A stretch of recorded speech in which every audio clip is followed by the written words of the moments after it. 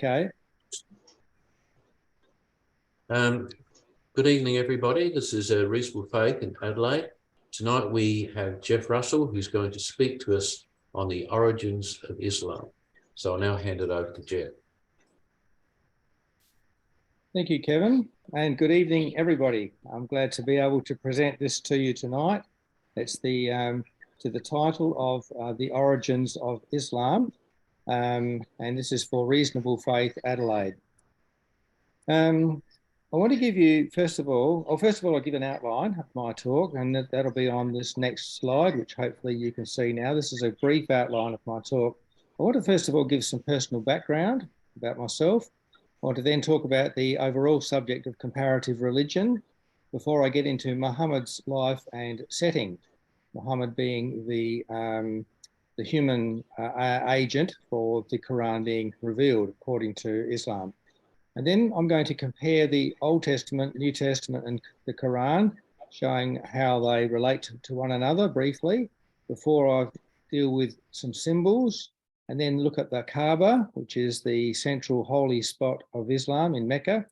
And then I'm going to talk about the early growth of Islam.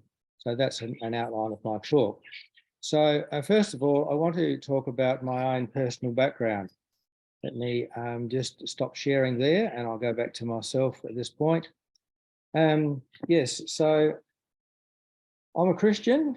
I believe in Jesus Christ and the gospel, which simply means good news. It's the good news about Jesus Christ, and it has Jesus Christ at its very heart. And more specifically, by the grace of God, I'm a committed, practicing evangelical Christian.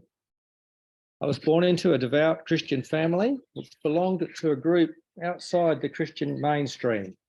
Some would call it a sect, but that's a pejorative term in my view, so I'd avoid that word. And I want to just mention about sect. Many Jews once regarded Christianity itself as a sect. So I'll just show here something from the Bible, that the Apostle Paul was described by his accusers as a ringleader of the sect of the Nazarenes. That was how they first referred to the Christian faith. That is, the opponents of Christianity referred to it that way. That's recorded in the New Testament book of Acts, chapter 27, verse 5.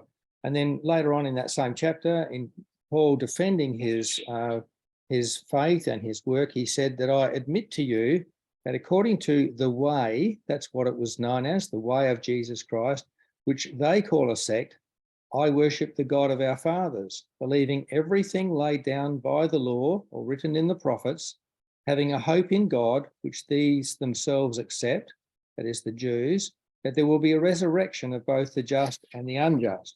So I always take pains to have a clear conscience toward God and toward men. Paul was an apostle, one of the very early and most prominent leaders of the Christian church just after Jesus' earthly ministry. And notice there that he refers to the law, that is the law given through Moses, the prophets, and then he follows Jesus in that same line, having a hope in God.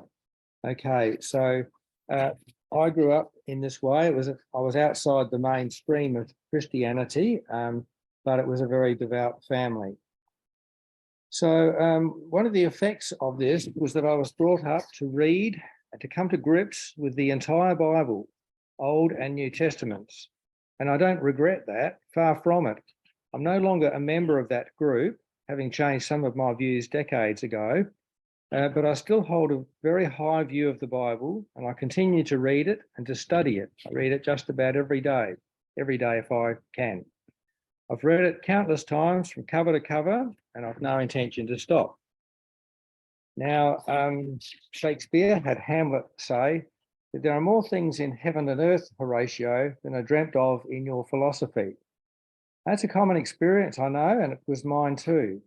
So that as my education, both formal and informal, expanded, I found out more about other countries and cultures and religions. Over time, I found out about other Christian views, those outside my own group, and then non-Christian views too. I've had quite an interest in this area for a long time, the field of comparative religion. That's what you would call it. I admit, though, that I'm just a layperson in that it hasn't been the focus of my entire studies.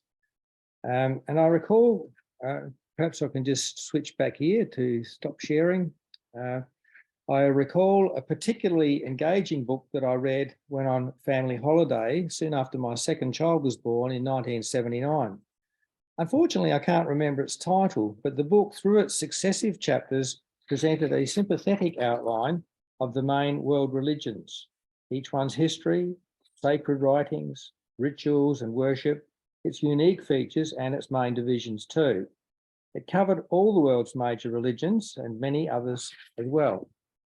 What I found particularly valuable were, for each religion, there were essays written by adherents of that religion as to why they held that view.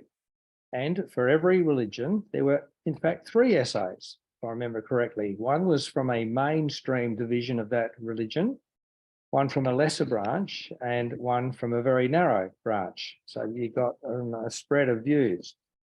Of course, not every viewpoint could be presented, but it was representative and it was as fair as possible. So, for example, for Christianity, I heard from a Roman Catholic, pretty close to the mainstream of Christianity, then from perhaps a Baptist representing a lesser branch, and then finally from like a Seventh-day Adventist, a very minor offshoot of that religion. And each author of those essays explained why he or she was a Christian, first of all, and then why he or she was in that particular branch of Christianity. And likewise for Islam, for Buddhism, and so on. So the book gave me much food for thought. And in fact, my interest in comparative religion went back even further than that. Before I was married, this was in perhaps 1970, when I was a late teenager. I acquired these books here, two volumes, a book particularly on comparative religion, a Pelican original, and a source book for each of those religions with quotations, relevant quotations from them all. And so I read most of those books too. And then I read this other book that I had on holiday, which I read in its entirety. Now, a few years later, after that, in the late 1980s, my employer at the time sent me on an assignment to Bangladesh. It was in fact my only work overseas. I spent 2 periods there, each of 1 month in that country, and it's a Muslim country. Today, I've just looked this up on our favourite source, Wikipedia, to find that Bangladesh is 89% Muslim today, 10% Hindu, 1% Christian and Buddhist. So overwhelmingly, it's a Muslim country. It was also at about that time that significant numbers of Muslims were arriving in Australia permanently, and I had quite a bit to do with some of them. So afterwards, I decided that I would find out much more about Islam. So I went and I read a lot about that religion. In 1994, I purchased my own copy of the Koran. This is a paperback. There are several translations into English of the Quran. This is quite a famous one of about 1900. And I read the entire volume. I read it very carefully. There were lots of notes in that book with making comparisons, especially with the Bible, and also giving background to a lot of the things that were said, and helping me to understand anything that was difficult. The translation was made in 1909, by the way, and the notes, explanatory notes, came from Rodwell. There was an introduction, quite a lot of other information. So I really read it very carefully, and I was surprised even then to find out just how different the Quran is from the Bible. I have also read some other holy books and extracts from holy books from other religions too, like Buddhism. I've done that to a lesser degree, and I applied myself to Islam. So that's my background as to why I'm coming to give this address tonight. I should say too that later I bought another book, which I will show you I'll show you here on my screen. I've just recently, this was published only in 2022. It's by a Christian writer, John Dixon, and it's called A Doubter's Guide to World Religions, a fair and friendly introduction to the history, beliefs, and practices of the Big Five. By the Big Five, he puts them in chronological order: Hinduism, Buddhism, Judaism, Christianity, and Islam. That too, I found a very good book, and I would commend that to you. I think John Dixon's been as fair as he possibly can in presenting each of these religions, again, dealing with all its background, the sacred texts, their practices, the main divisions as well, in that book. It's very easy to read and worth getting. So look, with that background, I come now to a consideration of Islam. I've gathered relevant information that I want to put before you. Of course, there's no end to what could be considered here, so I've made my own selection. In my opinion, what I've brought together here will help you make your own evaluation of the origins of Islam. So I want to avoid, as far as I can, my own opinion coming through, my own personal view about all this. I'll present to you as best I can facts, and you can make your own mind up. But you will notice that there won't be any conclusion at the end of my talk. That's for you to make the conclusion from this. So Islam. Islam is the second largest religion in the world today, and it appears to be growing. It's second only to Christianity in terms of its numerical strength. According to the Wikipedia article, Major Religious Groups, the worldwide percentage of adherents by religion in 2023 are about 32% for Christianity, 25% for Islam, 15% for irreligion, that seems to be a growing religion in the world, another 15% for Hinduism, 6 or 7% for Buddhism, and just 0.2% for Judaism. So of the 5 major world religions, Islam is the latest to appear. In order of appearance, Dixon lists Hinduism, Buddhism, Judaism, Christianity, and finally Islam. Now, this statement has to be qualified because, at least for the 3 monotheistic faiths, they each claim that their belief system goes back to the very beginning of humanity, to Adam. But considering the central person of each religion, Moses of Judaism was before Jesus of Christianity, who was before Muhammad of Islam. So in those terms, in terms of also of a recognizable and distinctive set of beliefs and practices, Islam is the last of the Big Five. Now, it's thought that Muhammad was born about 570 we would say AD, but I should use the abbreviation CE, that stands for the Christian era or the common era, so that the whole world can function with a common dating system. So Muhammad was born about 570 CE in Mecca, the most important town of the Hejaz, that is the western part of Saudi Arabia. Now, just here I'll also show a screen because I want to just show sort of giving the background to Muhammad, where he was in the world, the land of Muhammad. So this all features Saudi Arabia. You can see there a map of part of the Middle East, focusing on Saudi Arabia, the Arabian Peninsula. So he was born in Mecca. Mecca is, you might see it just by the Red Sea there. I haven't got a pointer. Mecca is just not far from the coast, the western coast of Saudi Arabia, about midway down. And he was born to the main tribe of the Arabians at that time, the Quraysh, the main tribe in that area anyway. And Mecca was the most important town in that whole region of Saudi Arabia called the Hejaz. Most of the inhabitants of the Arabian Peninsula back then were Bedouin, and these people actually had little or no religion. The main characteristic of what you call their religion was the acceptance of fate. They were very fatalistic. Now, at the time, there were some Jewish communities in what is now Yemen, down at the southwest corner of the Arabian Peninsula, just below Saudi Arabia. There were Jewish communities in the Hejaz too, that part, the western part of Saudi Arabia, in places like Mecca, like Medina, which is to the north of Mecca, and in Jeddah and other cities of Saudi Arabia. There are a considerable number of Jewish tribes. They were part of the diaspora, which had occurred hundreds of years previously. As elsewhere in the world, they were a distinct and identifiable minority whose lives centered on the Hebrew scriptures and their own long-standing religious traditions, and their life revolved around the synagogue in particular, or their religious life did. Now, there were also some Christians in Yemen, down the southwest part of the Arabian Peninsula, and also right up at the top in Iraq. That's that dark green coloured bit. Not Iraq, sorry, that's Syria.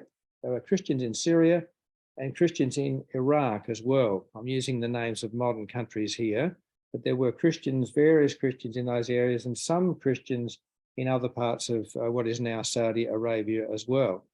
And Muhammad, no doubt, had contact, especially with the Jews, but also with Christians. But the thing is that these Christians in those particular areas were outside the Christian mainstream. Those in Syria were known as Monophysites. Those in Iraq were Nestorians. Now, those labels sound rather exotic, so perhaps I'll just mention that they had distinctive beliefs in certain areas, particularly about the nature of Christ, Christ's divine nature and his human nature, and how these two natures related. I won't go more into that because it gets to be rather technical, but the significant thing here is that the Christians in those areas closest to Muhammad's birthplace and where he lived most of his life, they were outside the Christian mainstream and regarded by those in the mainstream as near heretical, if not heretical. Apart from Jews and Christians, there was also polytheism and idolatry in some of the Arab settlements, and there were several monotheistic cults. So it was quite a mixture where Muhammad grew up. Muhammad was orphaned at an early age. Tradition states that his father died before Muhammad's birth, in fact, and his mother when he was just 6 years old. So it was a pretty sad beginning. His aged grandfather took over his care, and apparently did a very good job. He was highly regarded for what he did. And then his uncle. There's a reference to this in the Koran, in Surah 93, Ayah 6. That says, the Quran says, speaking about Muhammad, did he, that is God, not find thee, Muhammad, an orphan and gave thee a home? So at about 595 of the Common Era, Muhammad married a rich widow, Khadijah, several years older than himself, and they had several children, including a daughter, Fatima. Now, I'm quoting here from a note in the back of this translation of the Quran I've got, that in sort of telling the story of Muhammad and how all this came to be, that, and this is not controversial, but up to his 40th year, Muhammad followed the religion of his countrymen, the surrounding Bedouin people and other Arab tribes. Over time, Muhammad's interest in religion grew, and he turned more and more towards monotheistic meditation, as did also some of his contemporaries. Around 610 of the Common Era, he was convinced that he had been visited by the Archangel Gabriel, and he was ordered by Gabriel to preach to the Arabs. Soon after that time, and following a second similar experience and another revelation, he was totally convinced that he was the messenger of God. Muhammad preached to others, won converts, and engaged in a long struggle. Growth was slow at first, and there was plenty of opposition. But Muhammad and his followers were very successful.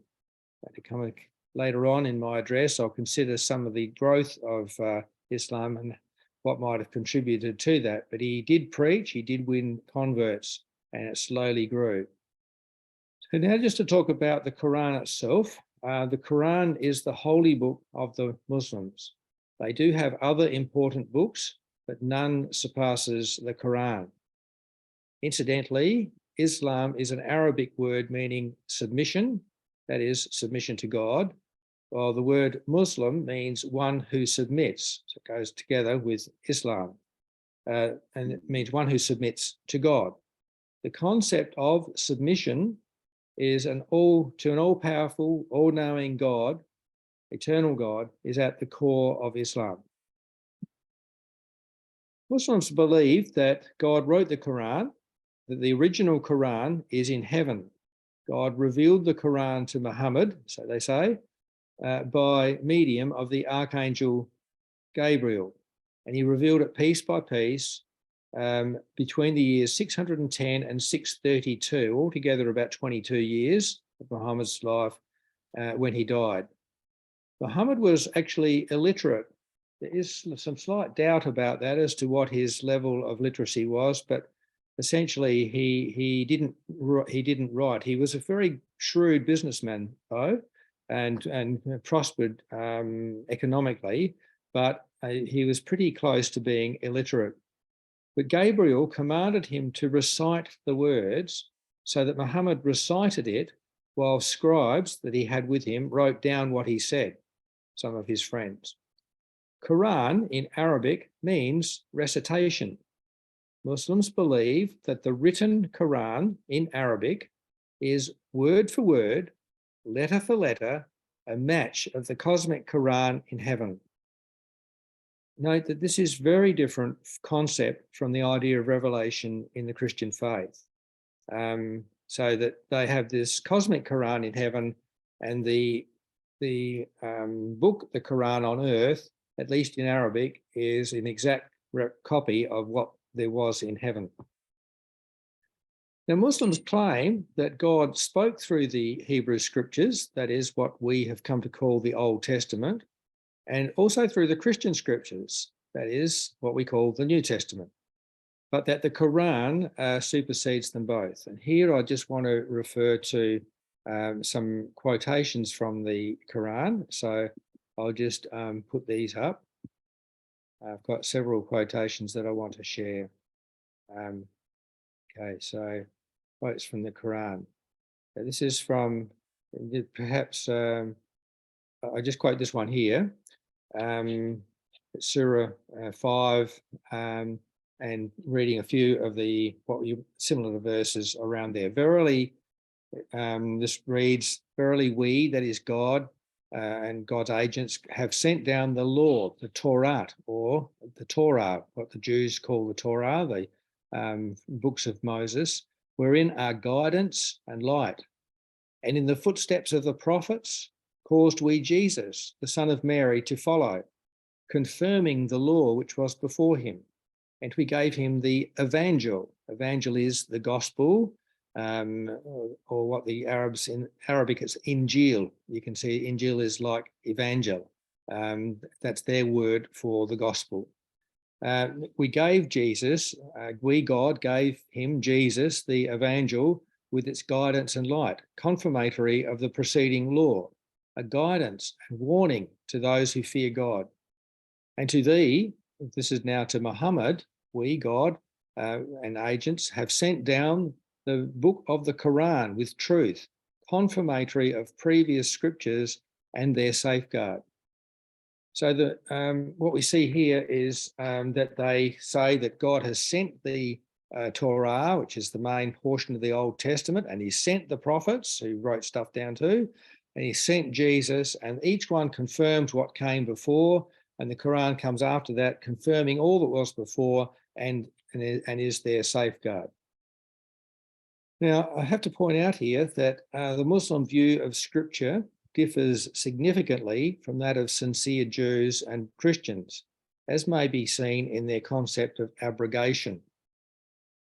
By this, they mean that God can and does change his mind, revealing something radically different from what he revealed previously, and so abrogating the former revelation. This can be with little or no explanation, since God is not beholden to human beings. Now, this concept of abrogation applies not only between the Quran and what came before, the New Testament, and then before that, the Old Testament, but it applies within the Quran itself. So for Muslims, it's vitally important to know which text comes after which. And that's a difficult task that continues to engage Muslim scholars. The Quran's surahs, as they're called, are not arranged chronologically, but they're simply arranged in order of descending size. And so it's a matter of great scholarly interest to work out, well, which part comes after which, because they can be contradictory. That doesn't worry them. It's a matter of finding out which came later, so they know which thing is now the way to follow. Now, Christians and Jews too are comfortable with the idea that God's revelation is progressive over time. It's progressively opening up and becoming more detailed. But that is quite different from the Muslim understanding of abrogation. Now, Muslims readily assert also that the Jews and Christians have long ago distorted and mangled what they originally had in their hands from God. They assert this without evidence, or they cite the flimsiest and most outdated criticisms of the Bible. And incidentally, within the Quran itself, it has a pretty positive view of the Old Testament and the New Testament, as I've just quoted, but saying that nonetheless the Quran supersedes them and there's the latest revelation. But it's fairly positive. But Muslims these days can be quite dismissive of both testaments because they've been so corrupted. So that whenever there's any discrepancy or inconsistency pointed out between the Bible and the Quran, Muslims have got two ready answers. Firstly, the original Old Testament and New Testament have been corrupted beyond recognition, so no one today can have confidence as to what they originally said. But secondly, they say, well, the Quran supersedes the earlier revelations. So, on the other hand, Muslims are very happy to highlight anything they find in the Bible which they think points to Muhammad. For example, they claim, this is a quote from the Bible. Oops, sorry, that's diminished in size there. They quote this from the Bible. Back in Deuteronomy, the 5th book of Moses, this is God speaking through Moses. Here's what it says. This is in the New International Version. The Lord your God will raise up for you, you Israelites, a prophet like me, like Moses, from among you, from your fellow Israelites. You must listen to him. The Lord said to me, that is to Moses, I will raise up for them a prophet like you from among their fellow Israelites, and I will put my words in his mouth. He will tell them everything I command him. I myself will call to account anyone who does not listen to my words that the prophet speaks in my name. But the prophet who presumes to speak in my name anything I have not commanded, or a prophet that speaks in the name of other gods, is to be put to death. That's quite a significant quotation from the books of Moses in the Old Testament. And they readily seize on these and say, well, that's talking about Muhammad. Muhammad is this prophet to come. Like Moses, but greater than Moses, and that we must listen to, everyone must listen to. Now, they do this despite the fact that in the New Testament, oops, sorry, how do I get that to open up again?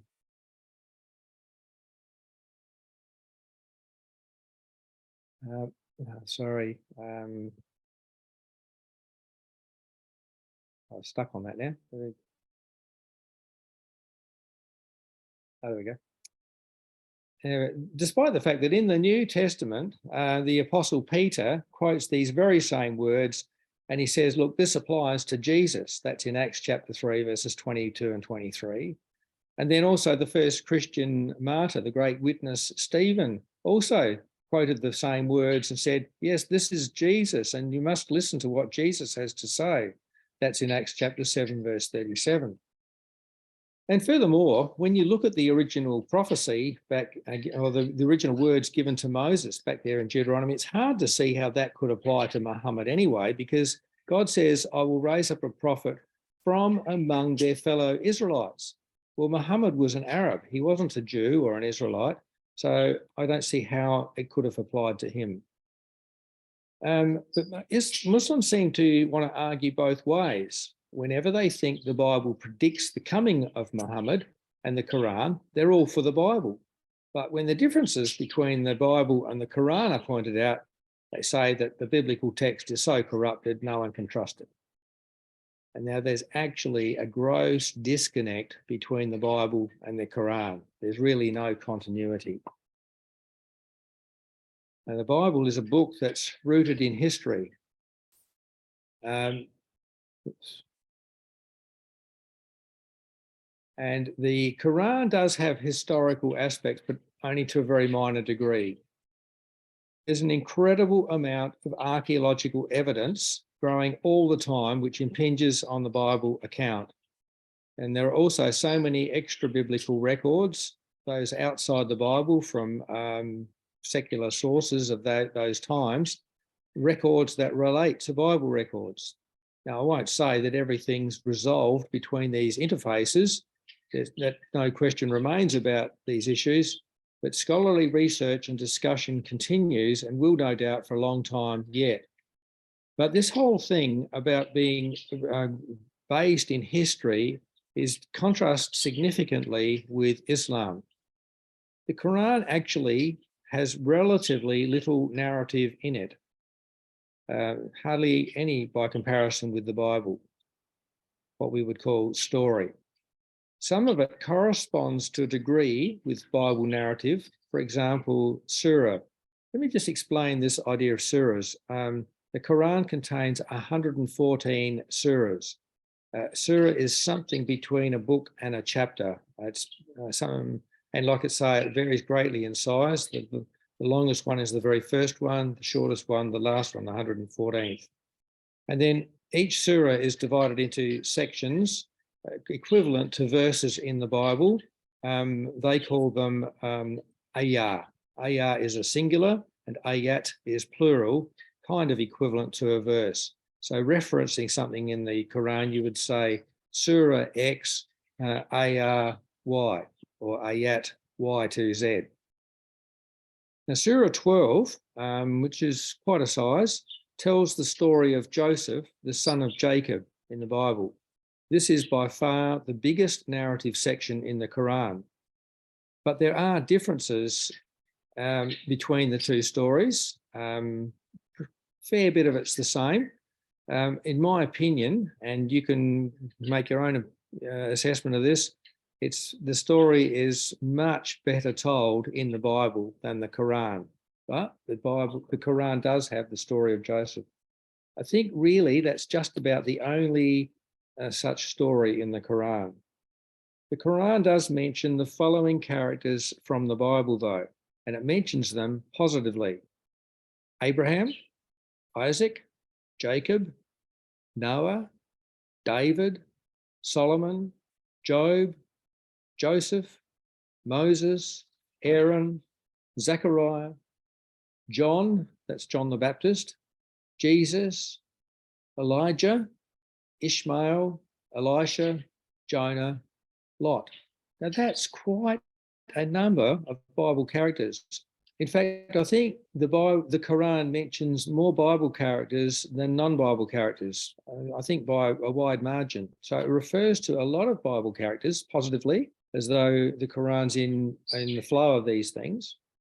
All the Bible prophets and writers and leading people, leading characters. However, the Quran tells us nothing or almost nothing about any of them, what they did, what they taught. To know these things, there's no alternative but to consult the Bible. However, Muslims rarely do so. And no wonder when you consider their unfounded but strongly expressed opinions about the Bible, very negative opinions. Now, I want to share with you some things that the Quran actually does say about Jesus. As I've said, there's very little, in fact, in the Quran about Jesus, about what he did or said, despite the fact that Muslims regard him as second only to Muhammad in importance in their worldview. Now, here again, I'll just refer to the screen, to my slides.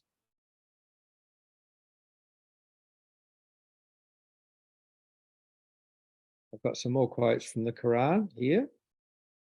Now, first of all, it mentions that Jesus is the Son of Mary. So that accords with what the Bible says, and it does have a very high regard for Mary as well. In giving the list of names, by the way, I didn't mention any female characters, but it does refer to Mary, it does refer to Miriam as well, positively. So yes, Jesus is the Son of Mary. And furthermore, the Quran does also tell us that Jesus was born miraculously without any human father. It says here in more than one place, but this is Surah 19, ayat 20 to 22. She, that is Mary, said when the angel came to her and told her she'd have a son, "How shall I have a son when man hath never touched me, and I am not unchaste?" He, that is the angel Gabriel, said, "So shall it be. Thy Lord hath said, easy is this with me, and we will make him a sign to mankind and a mercy from us, for it is a thing decreed." And she conceived him, that is Jesus. So that too does correspond with the Bible. Very brief here in the Quran, but it does promote the virgin birth of Jesus and born miraculously. Okay, but on the other hand, even in that very same context there, the Quran confuses Mary, the mother of Jesus, with Miriam, the sister of Moses and Aaron. So we see in that same Surah 19, it said, "O Mary," and then just a few words later, "O sister of Aaron." So this confusion of identity here is understandable because the words Mary and Miriam, they're virtually the same name, just one's from a Greek source and one's from a Hebrew source. And in Arabic, that is Miriam.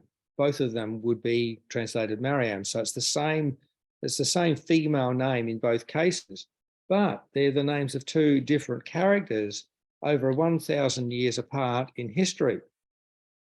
Now, that's this misidentification of these two. That's a minor thing compared to the next thing I want to bring out. The Quran denies that Jesus died on the cross.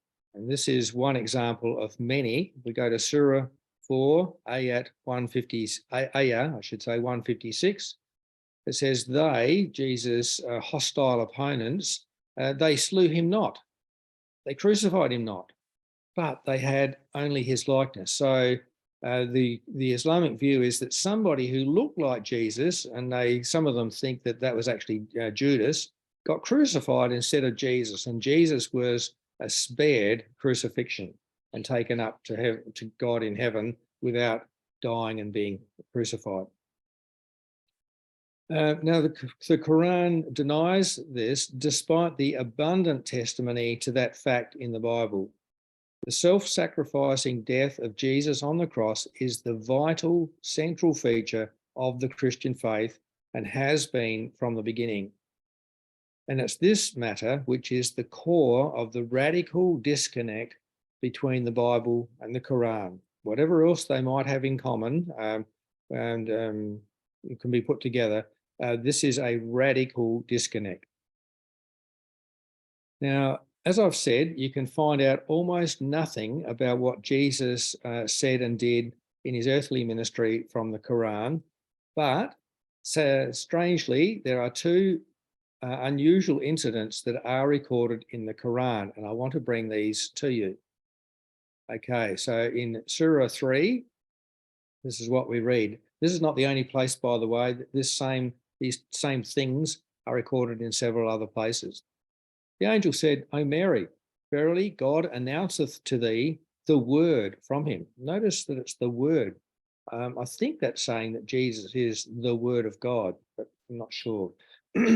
Anyway, his name shall be Messiah, that's the Christ, Jesus, the Son of Mary, illustrious in this world and in the next. Then it says this, "And he shall speak to men alike, when in the cradle and when grown up." And then secondly, "Out of clay will I make it for you, as it were the figure of a bird, and I will breathe into it, and it shall become by God's leave a bird. Now, both those strange things are recorded about 3 times each in the Koran, and the second one is a bit clearer in another surah that I haven't quoted here. But Jesus spoke to people when he was in the cradle as a baby, and he made out of clay a model bird, a figure of a bird, and he or God breathed into it and it became a live bird, and this was a sign. Now, these two things are not in the Bible. It hasn't referred to 1,000 other things that were in the Bible about Jesus, but it does have these two, which are not in the Bible. And the Bible doesn't have anything like those two in it either. So where did these records come from? Well, there's a non-biblical Syriac Infancy Gospel. It's also known as the Arabic Gospel of the Infancy of the Saviour. And it says this in verse 2. Listen to these words. He has said that Jesus spoke, and indeed when he was lying in his cradle, said to Mary his mother, I am Jesus, the Son of God, the Logos, whom thou hast brought forth, as the angel Gabriel announced to thee, and my Father has sent me for the salvation of the world. Jesus allegedly said that when he was a baby. This gospel so-called gospel that I've referred to is an apocryphal gospel, which was probably compiled in the 5th or 6th centuries from some earlier similar documents. It belonged to the Gnostics, and that's a heretical group outside of mainstream Christianity. Stop that. Now, there's another one too, the Infancy Gospel of Thomas. And that's also a non-biblical Gnostic gospel, but much earlier, likely the 2nd century of the Common Era. And here's what I read about its content in the Wikipedia article on the subject. I'm referring to this rather than the actual quoting from the text because it would be too voluminous. But this article gives a good summary of it, and I'd like to bring this before you. The text describes the life of the child Jesus from the ages of 5 to 12, with fanciful and sometimes malevolent supernatural events. Here it goes. He is presented as a precocious child who starts his education early. The stories cover how the young Jesus matures and learns to use his powers for good, and how those around him first respond in fear and later with admiration. One of the episodes involves Jesus making clay birds, here we are, which he then proceeds to bring to life. In another episode, these are all here together in this supposed gospel. In another episode, a child disperses water that Jesus has collected. Jesus kills this first child when at age 1 he curses a boy, which causes the child's body to wither into a corpse. Later, Jesus kills another child via a curse when the child apparently accidentally bumps into Jesus or throws a stone at him or punches Jesus. Now that depends on the translation of the words there, but what it shows is that this child did something that Jesus didn't like, maybe accidentally, but Jesus curses the child and the child dies.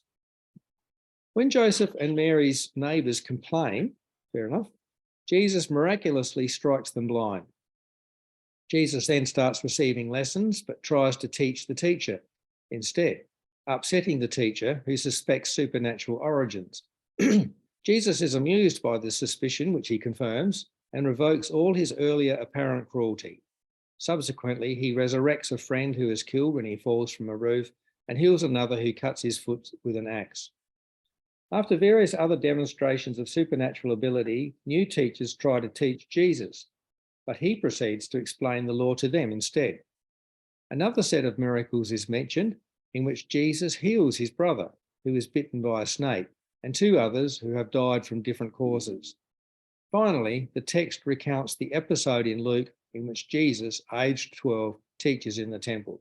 That's the only bit that's actually in the Bible, at age 12. All this other is Jesus between the ages of about 5 and 12 doing all these different things. The things we read in these Gnostic so-called Gospels are radically different from what we read in the Bible. They are puerile and debased and unworthy. Now, before we consider how the religion of Islam grew, I want to refer to a couple of other things. I'll just go back to our slides here. Again.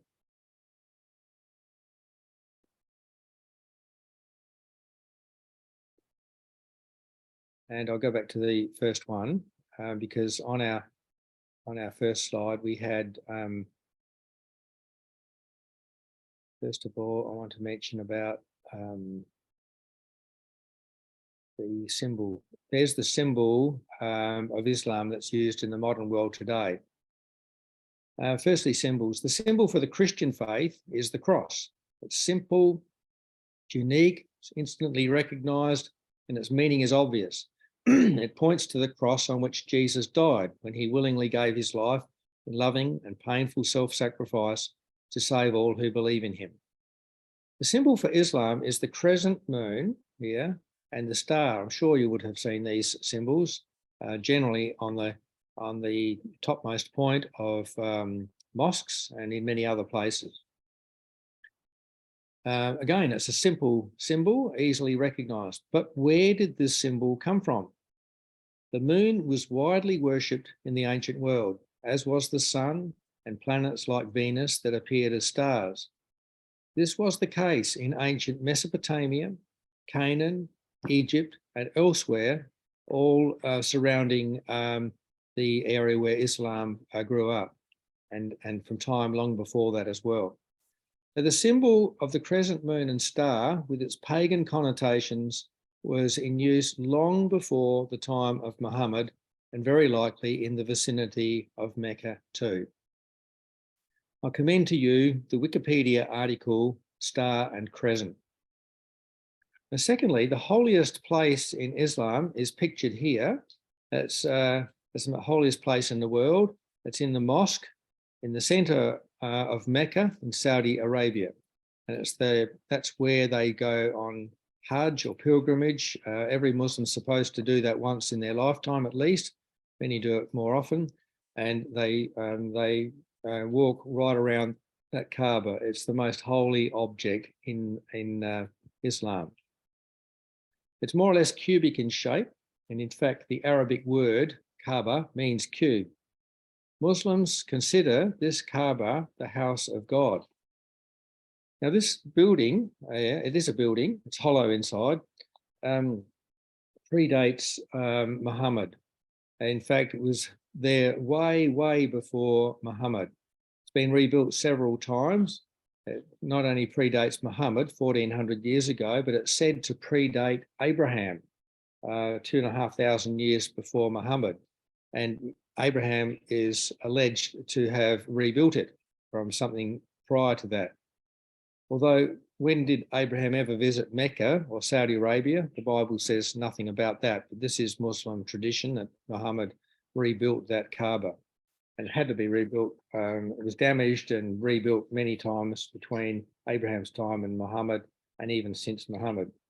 Now, here's what the Wikipedia article, The Kaaba, states. Prior to Islam, the Kaaba was a holy site for the various Bedouin tribes throughout the Arabian Peninsula. Once every lunar year, Bedouin people would make a pilgrimage to Mecca. Setting aside any tribal feuds, they would worship their gods in the Kaaba and trade with each other in the city. Various sculptures and paintings were held inside the Kaaba. The statue of Hubal is the principal idol of Mecca at the time, and statues of other pagan deities were known to have been placed in or around the Kaaba. Apart from the paintings of pagan idols decorating the walls, which were destroyed at the behest of Muhammad after his conquest of Mecca, there were also paintings of angels, of Ibrahim, that is Abraham, holding divination arrows, and of Isa, that is Jesus, and his mother Miriam, or Mary, which Muhammad spared. I'm not sure whether they're still in there or not, but they were there in Muhammad's time. That's the end of my quotation from Wikipedia. The religion of the pagan contemporaries of Muhammad centered on Mecca centered on the Kaaba and the annual pilgrimage there. Okay, I think that's all relevant. Now, I want to share with you the history of how Islam spread in the early years. We'll get down to our final point. I don't think I have a slide on this. I think we've dealt with all of our slides. Yeah.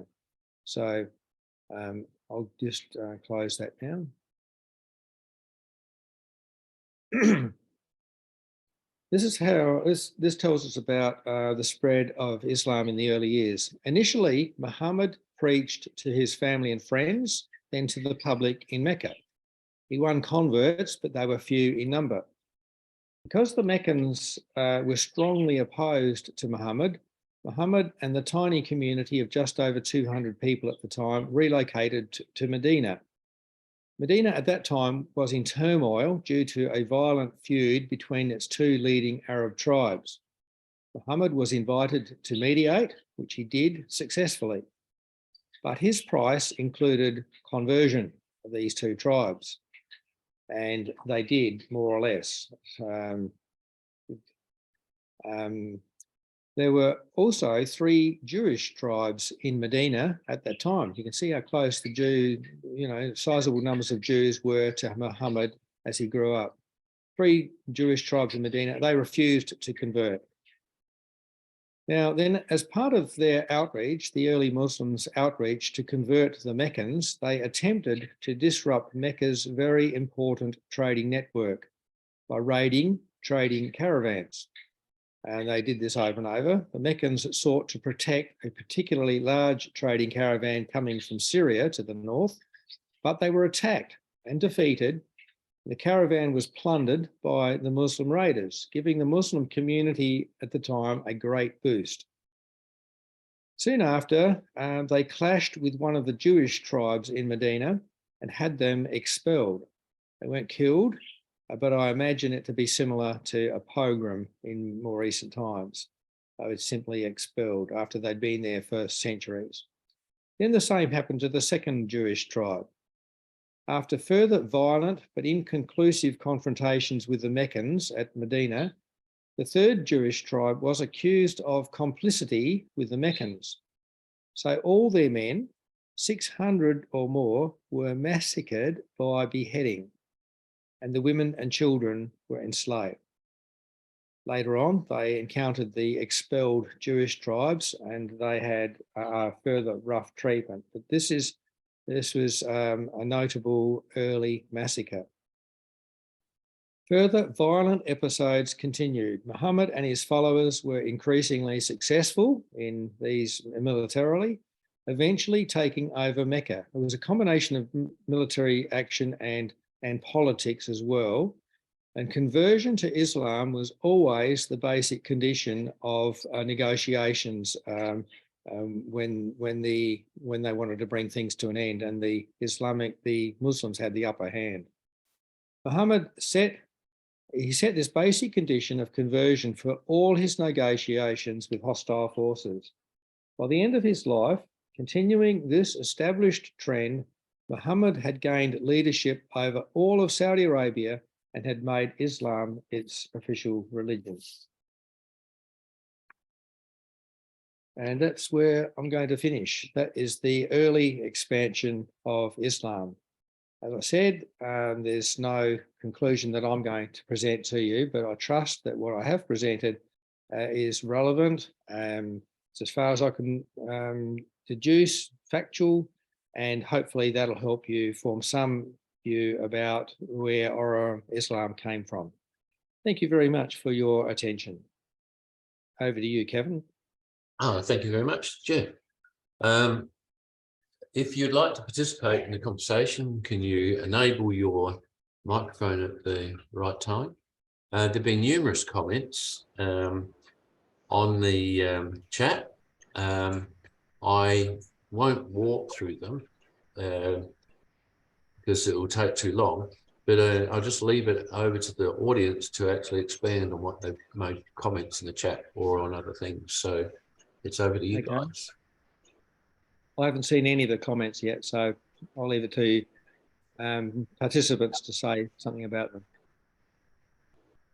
I'll start with my comment about abrogation, which you talked about, that one of the significant beliefs of Islam that at various points Allah abrogated some of the things that he had said and replaced it with something different.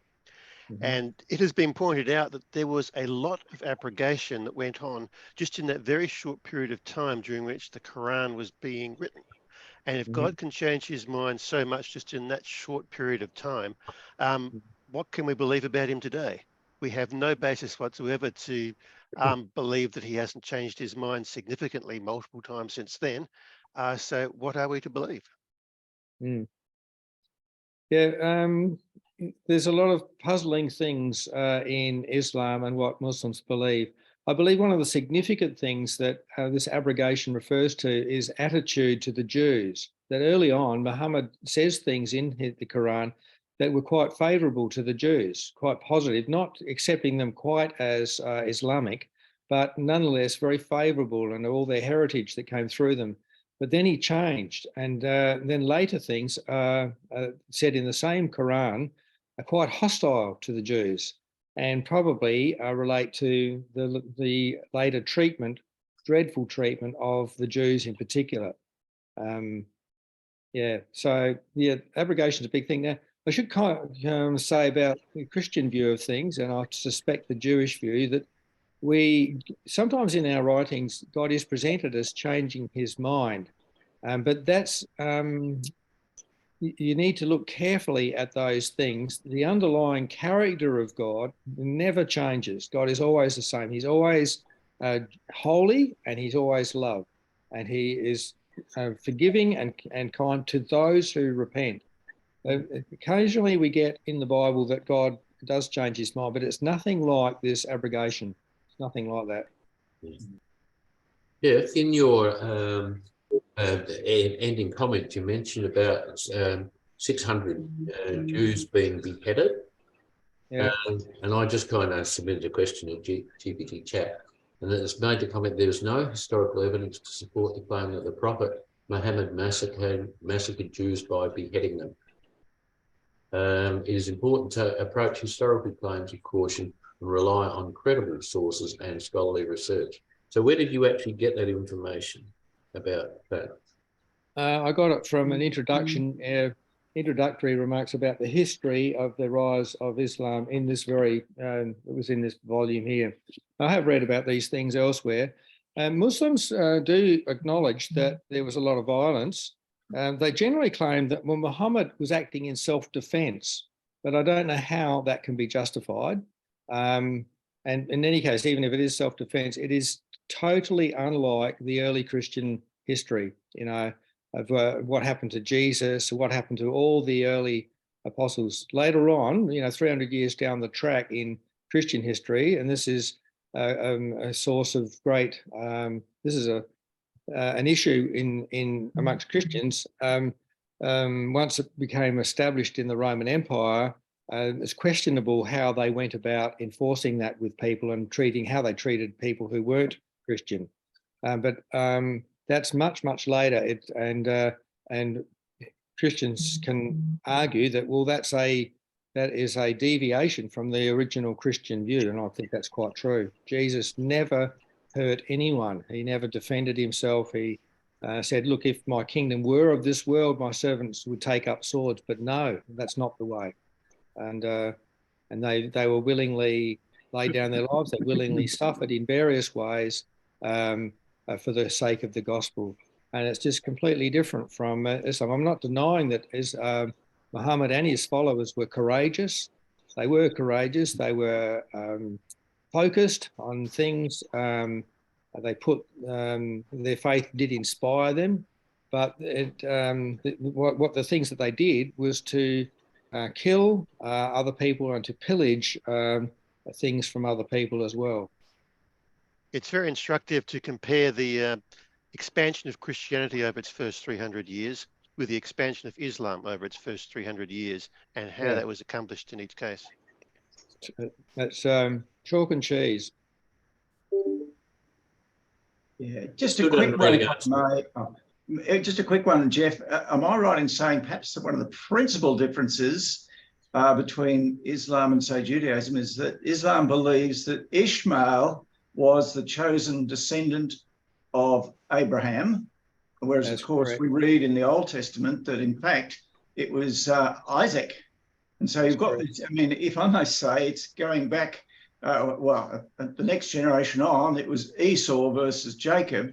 And it seems it happened in the preceding generation as well, that there is this, well, we read that Ishmael mocked Isaac as he was being weaned, or a party of weaning, as though there was this antipathy between the two brothers.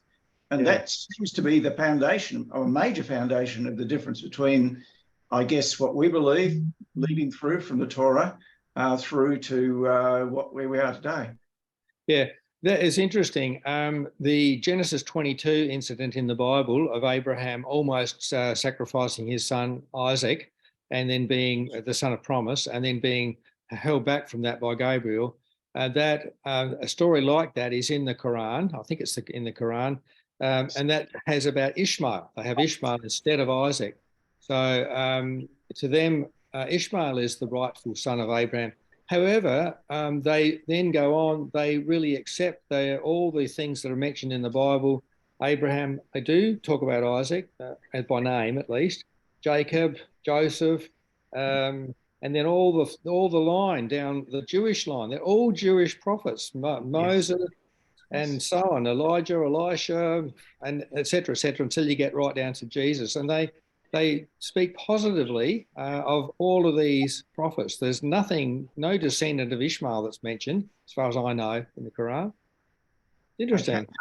Okay, now thank you for that, because as I say, to me, it is an ethnic jealousy, as illustrated at the time when Ishmael mocked Isaac at the time that he was celebrating being weaned. But the Bible is corrupt. Yeah, but Muslim scholars are divided regarding what that means. The less educated ones believe that the text of the Bible is corrupt. The more educated ones that have gone into it in more detail recognize that there is very little change between the original text and what we have now. And so what they say is that it's our interpretation of it that is corrupt, which would imply that the text is still okay if it's interpreted properly. Yeah, but how would you get their interpretation out of the text? If the text is right, especially about Jesus being crucified, I mean, they say Jesus was not crucified. Easy fix, you don't allow anyone to read the Bible. Yeah, that's what they do. They don't really read the Bible. But when they do, they're looking for something that speaks about Muhammad. But the one about Isaac being sacrificed, or Ishmael, they do have an interesting point there, that there was a period where Ishmael was Abraham's only son. And God says to Abraham, sacrifice your only son. And so therefore that could only have been Ishmael, because when Isaac was around, Abraham had another son. Now, we would interpret that differently, but that is still a valid way of looking at it from their perspective. Yeah, I know. Hagar was the handmaiden of Sarah, wasn't she? So that's right. Yep. That's just something from their perspective. That's right. Yeah. In fact, I think the Hajj is derived from Hagar. Am I right in that it's actually in commemoration of Hagar's fleeing, finding by God's revelation that well, the angel shows her a well and survives, and she gets apparently down to Saudi Arabia or down to Mecca, and the Hajj is a derivation of Hagar commemorating Ishmael's progress down to Mecca. Is that right? That's very interesting, Steve. I'll check that out sometime. Please do that. Please do that. Yes. There are quite a few different ceremonies they have in the Hajj, and I think that is part of it. Sorry, what's the Hajj? The Hajj is the pilgrimage to Mecca and the various things that go on there. I know they circle around the Kaaba. They go up to some hill, Mount Arafat or something like that, and throw stones at something and various things. Symbolizing the devil, yes. Yeah. Geoff, it's a bit intriguing. if Muslims believe in the Immaculate Conception, then do they believe that Jesus was the Son of God? No, they object very strongly to that idea that Jesus is the Son of God. I thought you gave a reference to. Father. I thought you gave a quote that's referred to him as the Son of God, or was that in the Son of Mary? No, he's the Son of Mary. They regularly say he's the Son of Mary, but God, but he was born by the power of God, which was proclaimed by Gabriel. But he's not the Son of God. They take great exception to that statement. Jesus is the Son of God. God cannot have a son. So they're very against that. Because Muhammad grew up in a pagan environment in which gods were known to lust after human women, come and have sexual relationships with those women, and produce half god, half human offspring. And we would totally agree with Muslims on that regard. That is not God. And that is what they're so strong against. And that is what they believe that Christians believe. And we have to convince them that we do not believe that.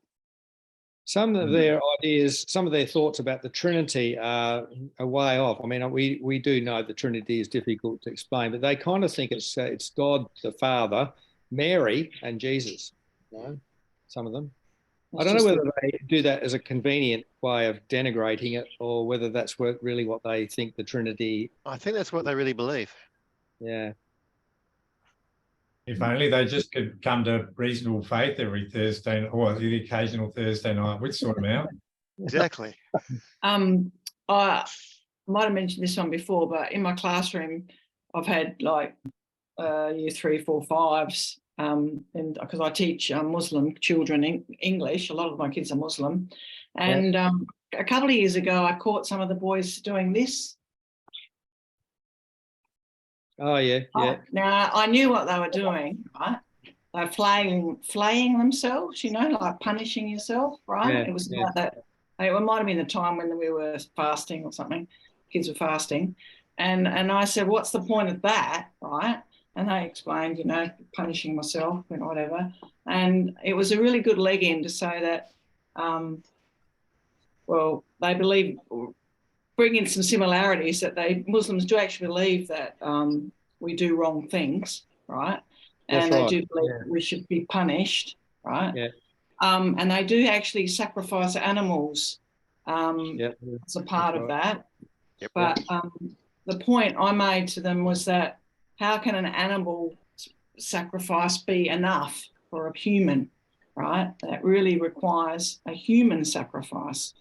And the thing is about Jesus is that he sacrificed himself for us, rose from the dead, proving that he had done it. And we don't have to do this anymore, right? And you could just see their heads ticking over, this whole thing. They were completely stumped. Yeah. But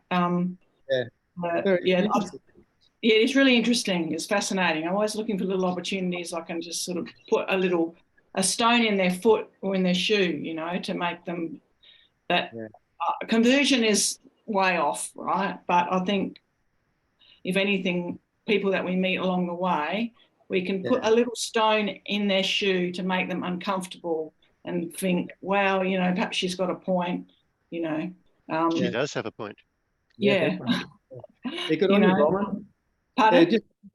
Good on you. Just in regard to that, those children that you were teaching, they were probably Shia Muslim.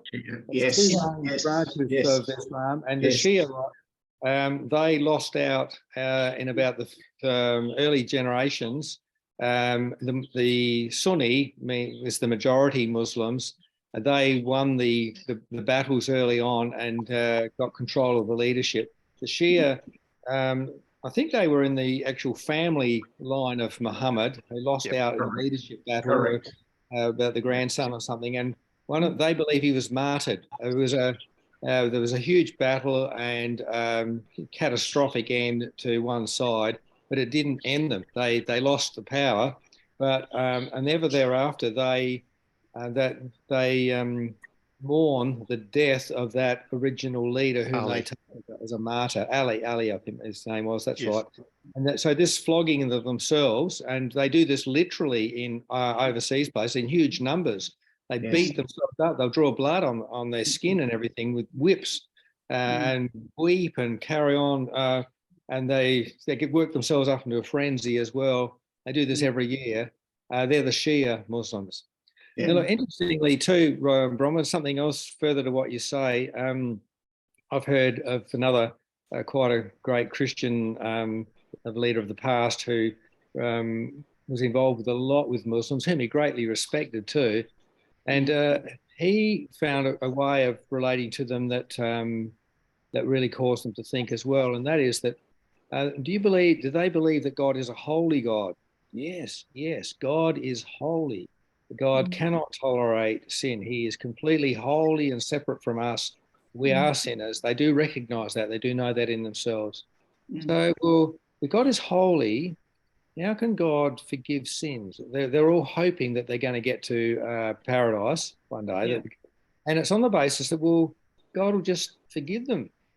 But on what basis? If God forgave a single sin, just bang like that, he wouldn't be holy, would he? How could he uphold his holiness if he... I've heard this. Sorry, I've heard this, Geoff. They believe there's a big set of scales. And if you one good deed, you get one more good deed and a bad deed, you go to paradise. T'other way, if you anything less, sorry, it's the other direction. They believe in this balance between good and bad deeds. Yeah. So it's 50% a pass. That's right.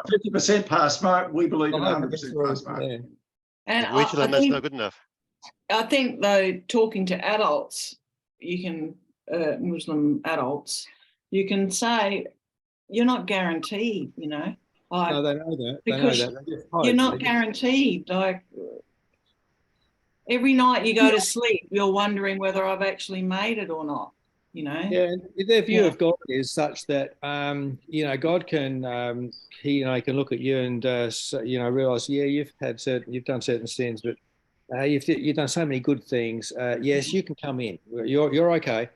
And then the next person comes before God, and he's God can be just capricious. Basically, that's the thing. Yeah. One person, God can say, yes, you can come in because you did one good deed, and that pleases me, despite a dreadful life. Another person, the next person comes up before God, and he's lived a very holy life, but he's just fallen down here. And God says, oh, no, I'm not having you. And that they actually think God is like this. Nobody can question God. Well, we believe that too. God is not answerable to us. But they don't have any idea of God's consistency somehow. God can one moment be kind and forgiving, and the next moment say, no, I'm not having that. So, well, let me play devil's advocate there a little bit, because that comes back to the euthyphro argument, right? Which is something good because God wills it, or is God will it because it is good, right? I like William Lane Craig's argument to that, but I've never been quite convinced that something isn't good because God wills it. If he's the definition of good, let's not just say he's the origin of it. Yeah. It's not a logical inconsistency in my mind to say that if God said that, beating little boys was actually good, then by definition, that would be good. I just don't see a logical inconsistency. And I've never seen a logical inconsistency. I just don't think we can argue that one from logic. I think we have to look at other characteristics of God that say that, well, he's all loving. So, but I just don't think it would be illogical for God to say, well, actually, I'm going to forgive this guy and not forgive that guy. In fact, isn't it Moses who God told him that I will bless whom I will bless? Yeah, that's right. Yeah, I don't quite get your point, but basically they think that God is capricious, and there's just no God's not held to account, of course, but that's how they think of God. One moment he He could be easy on people and let people in. And it's purely on the basis of how of their performance. But the standard of that you can just change for no reason. I'm just saying it's not illogical. That's not all I'm saying is I don't believe that is illogical. That makes sense to me. Now, I don't think it's true, right? That's a different thing. But I don't think that's illogical, and to treat it as illogical, I've never heard a good argument for why that's illogical. Well, they have a consciousness of sin. I think all Islamic people do, probably more so than Christian, a lot of nominal Christians anyway. But Christians and Muslims do agree that we are all sinners. Christians believe that our sins have been paid for by Jesus, and so that we are free, to put it in a nutshell. But what is the other basis for being accepted by God if you're a sinner? No, I'm not arguing that. It's just that what you did is you took, I heard a throwaway line. I agreed with everything you said, except for the fact that or the implication that it would be illogical for some sinner for God just to basically say, I'm going to forgive this person and not forgive that person because that would make him unholy. I don't think that follows. Well, I think it does. I think the focus really is on how that sin is paid for. The fact that God is not just a good God, he's a just God, and he requires justice, and every sin requires payment, you know. But if God is the author of good and bad and of just and unjust, it's not an illogical conclusion to say he can basically forgive the sinner at no cost to himself. It's not illogical. I don't think it's true, but it's not illogical. We shouldn't just discount it out of hand. It would reflect on his holiness. How can God be holy if he just allows one sin through, you know? He has laid down what is sin and what he thinks of sin. And if he just overlooked one sin, how can he would no longer be holy? Well, that doesn't follow, because he may have reasons for doing that we don't know and that aren't accessible to us. You're now doing, I think, logically, what our secular friends do is they're going, look, there's evil and suffering in the world. I can't see a good reason why God would let that. So God can't be true or he can't be just. I think you're making the same. No, it's not. It's God has laid down over and over. He says he hates sin. He hates sin. And from the very beginning, he said that the soul that sinneth, whoever sins, they will die. Now you're saying, well, he's going to let someone in. So he negates his word. How can he maintain his holiness if he lets one sin through? Why does your sin reflect on God's holiness? No, it's not my sin that reflects on God's holiness. It's God saying, oh, that doesn't matter. It's God's acceptance of my sin. Is he saying it doesn't matter, or is he saying, or again, it's an argument from, that's what I'm saying, because we can't figure out a way that God could still be holy and actually say that I will actually forgive that sin, because we can't think of a good reason for that. We're saying it's impossible. And I'm just saying it's not illogical. That's why he sent Jesus. That's why he has sent Jesus on the mission that he did, because he said from the very beginning that the soul that sinneth shall die. And he said that over and over again. But that's the Christian faith, not a Muslim worldview. That's a Christian. That's the one I hold to too, right? Yeah. I'm just saying. How can their God then just overlook a sin and say, oh no, I did say the soul that sin will die, but no, in your case, because I like the colour of your hair or whatever it is, it wouldn't work for you, would it? You can't do it. It would make him inconsistent. It would make him unholy to do that. He can't do it, and that's why. That's the bit that I'm saying, right? That's the bit that I'm saying. I would agree from the Muslim worldview that does not necessarily make him inconsistent. Now, from a Christian worldview and a Christian view of God, and for right, I believe that. I'm just saying that I think there's a logic issue here that we're not recognizing. Maybe I'm not explaining this right, but if God says, even once, but he said it 1,000 times, if you sin, the consequence of that is death. And that's what he said right at the beginning. Don't eat that fruit or you will die. Dying, you will die. Okay. And then if he just comes along and says, well, that was okay. I'll let you off. He can't do that without reflecting on his character.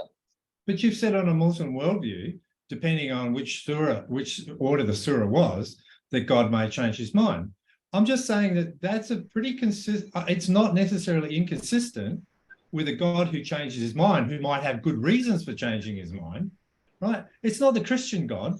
The Christian God and Allah are not the same thing, right? So, but I'm just saying that on a Muslim point of view, worldview, I could see you've said it in the conversation here that if he can change his mind, he may have a good reason for changing his mind on that particular thing. He can change his mind on anything. And this is the Muslim approach. They just say, they just hope God accepts me. Yes, I know. I just hope when the day comes, he'll just say, oh, okay, you can come in.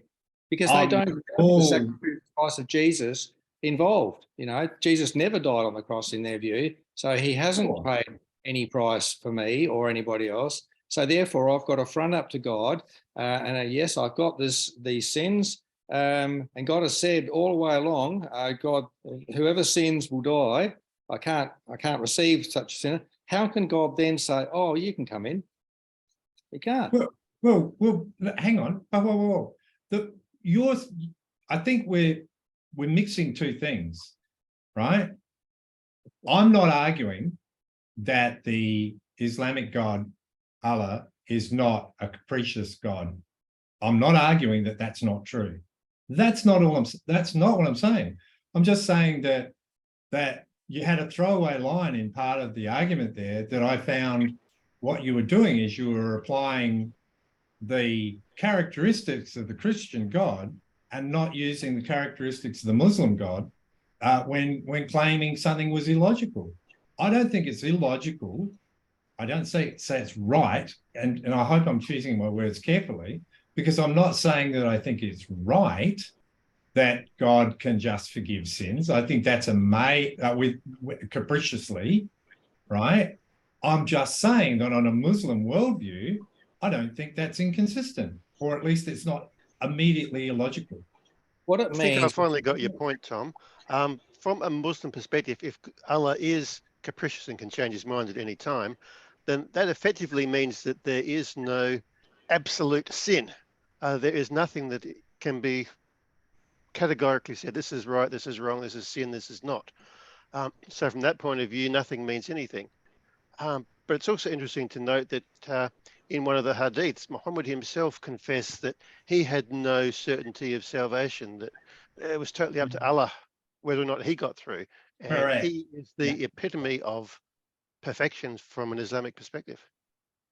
Yeah. So when every one of them think when Judgment Day comes, they front up there to God. They're going to have a certain number of good deeds, hopefully, that they can put forward, but they do know they've got some sins in their life. Yes, I've done this, I've done that. And they just hope that God's going to say, oh, well, you've done enough good. You come on in. That's how it works in their case, because they don't have a savior. They've cut the savior out altogether. There's nobody that's taken the burden for them or anything and set them free. They're going to front up there on Judgment Day with a certain number of hopefully good things and a certain number of bad things, and they're just going to hope that God thinks that's all right. That's good. That's not what I'm commenting on, though, Geoff. And I think you've got it, Brian, exactly to what you said. I hope that helped others. I was just commenting on a logic point. That's all. Okay. If looking at it from a logic point, Islam is not consistent. Well, unless it's consistent by the fact that whatever God decrees is good and bad, and whatever he decrees can change. Yeah. Well, certainly unanswerable in their view. It gives you nothing to hang on to. Says that's it. All of that is true. All of the, yeah, absolutely. This is why I think the Christian God is a much more loving God. Yeah, I'm not even going to try and go there. On that point, do Muslims think that Allah is loving? Some do, but officially no. He is Allah the compassionate and the merciful, but he is not love as Christians look at it. And looking at it, yeah, Ken Samples makes the point that Allah can't be a loving God because can't explain it very well, but he can't really be a loving God if before humanity or the earth existed, he had no one to love. He says that, yeah, so he was trying to make the point that because we have a triune God, which is in relationship with one another, God is love before creation and after creation.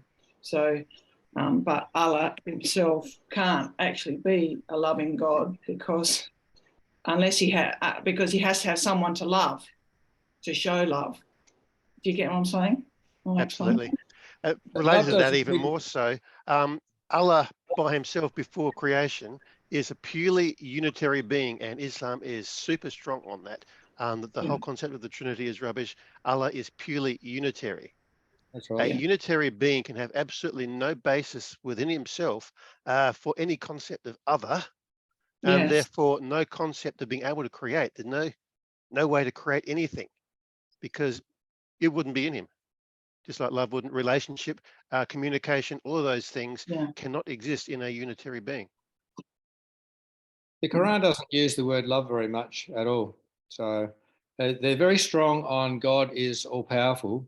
God is eternal, God is all-powerful. They've got a very strong concept of that. But the idea of God being love and God being loving is hardly there. So are human beings just an appendage, a creation, separate and distant, or is it? We are not explained.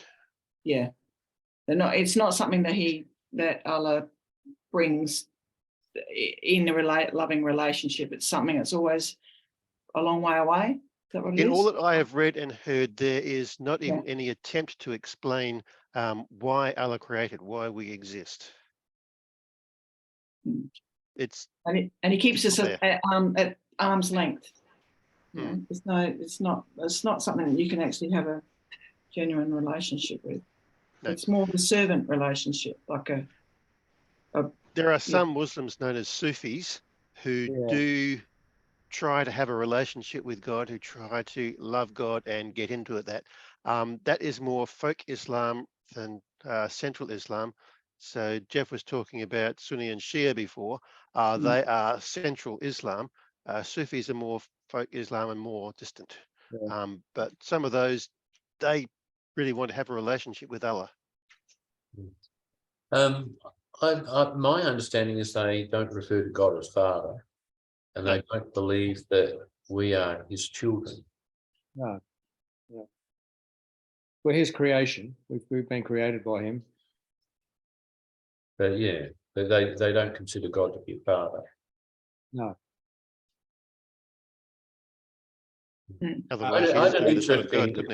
I had an interesting experience returning from my holidays in Israel and Egypt. While I was on the plane, I was listening to an audible on Defenders of the West. And I was going through the history of the conflict between Christians and Islam, and how Christians were persecuted, and we had various defenders who actually drove Islam back. So while I was listening to this, I was listening to my AirPods, and one of them fell out, and it fell onto the floor, and so I went hunting to it. There was a Muslim lady who was also had an aisle seat, and she was opposite to me, and she came down with me, and we were both crawling over the floor in the plane, and she had her light on in her iPhone, helping me to find my AirPod. So here was I reading about all the evils of Islamic people, and then I had the experience of having this lovely Muslim lady helping me find my AirPod. Yeah. What does that show? It's the same as with atheists. There are some Muslims and there are some atheists who are ethically, morally better behaved than a lot of Christians. Yeah, that's right. Yeah. And the Muslims are actually more disciplined than us as far as prayer life and stuff goes. I admire some of the women at my work who go off into another room and pray during the middle of the day. Yep. You know, on a very odd occasion I've done that, but not regularly. Yeah, so yeah. I find some of their behaviour pretty impressive in that they actually, during their prayers, they have 5 prayers a day, and they actually recite verses from the Koran in Arabic. So they actually have the capability of reciting their religious text in the original language. How many Christians can do that? Yeah, true. But look, I don't know if you remember, Kevin, we did actually have a leading Islamic scholar, whatever he associate, back about 2013. Yeah. And he spoke to us, and I did pose that question to him after he'd spoken. Do you translate the Quran into other languages? And he said, no, the Arabic language is the holy language for the Quran.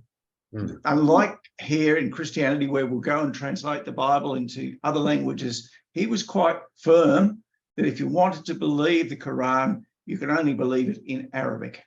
Yeah. Because that's the language that God spoke. Yeah, well, that's apparently, yes. I think that's quite admirable, the attitude. Like, how many Christians know Hebrew and Greek? Yeah, true. I know quite a few Greeks. Says a Hebrew or a Greek scholar, I guess. Kevin? What? You a Greek scholar by any chance?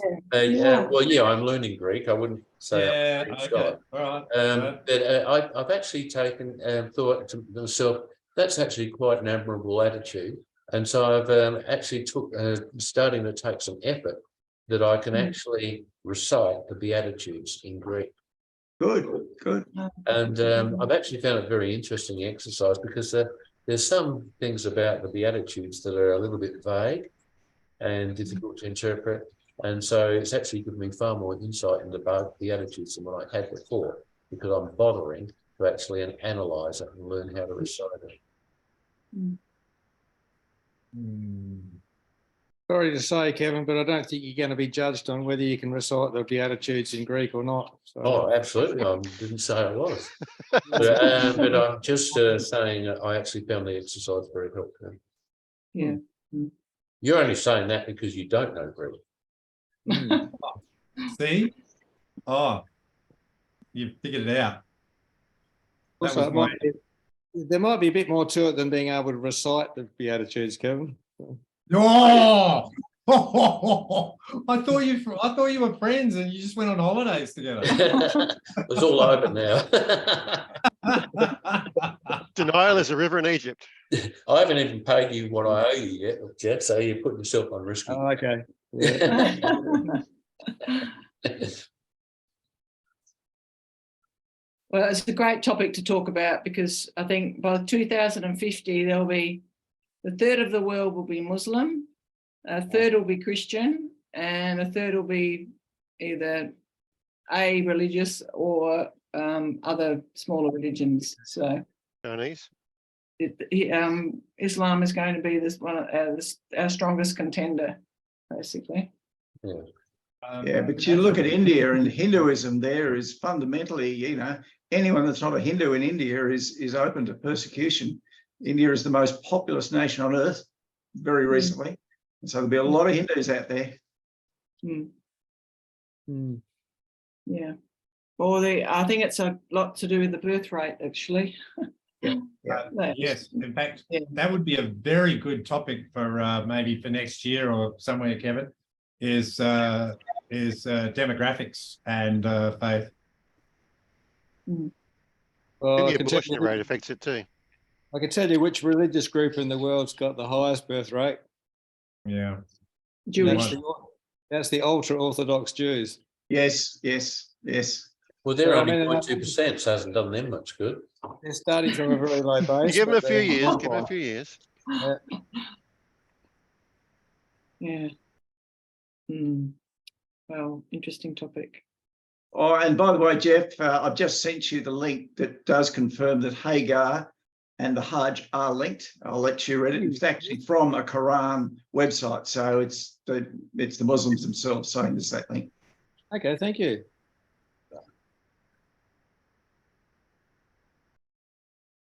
I think it's getting near the time where we ought to wind up the recording. Does anybody got something pressing to say that they'd like recorded for posterity so that the world can hear what you have to say? If so, please now speak it or forever hold your peace. I just had one question of Geoff. Excellent talk. But could you just give a comment on the difference between Islam in how it approaches government in its countries, which is a theocracy, versus the Christian idea, which is slightly different because of Jesus's understanding of the kingdom? Yeah, well, Christians have had a long history, so we've got to. Democracy doesn't really come, doesn't have a biblical origin as such. It really has. That really comes out of the Greeks, pre-Christian Greeks. The idea of democracy. Christians generally, in a lot of countries of the West, have come to the idea of the separation of church and state. And that's come out of a great deal of angst over centuries. But we have got to that point. Even now, it's debatable as to what that exactly means. Some people who are against Christians would mean by that, well, Christians can't have any say in government at all. That's what they would like. But Islam never has this separation between church and state. They are kind of one and the same. So the way Iran runs, in principle at least, I think is the Islamic way. That, not the particular ways in which it's set up, but the idea that the theological experts have such power in the state is not foreign to their thinking at all. Thank you. Okay, at this stage, I will end the recording. And so after I've done that, then feel free to continue the conversation in a less guarded way. So, thank you for your presentation, Geoff. It's certainly stimulated a lot of interest and discussion, and so much thanks to you. So Okay, thank you. You're at the end of the recording.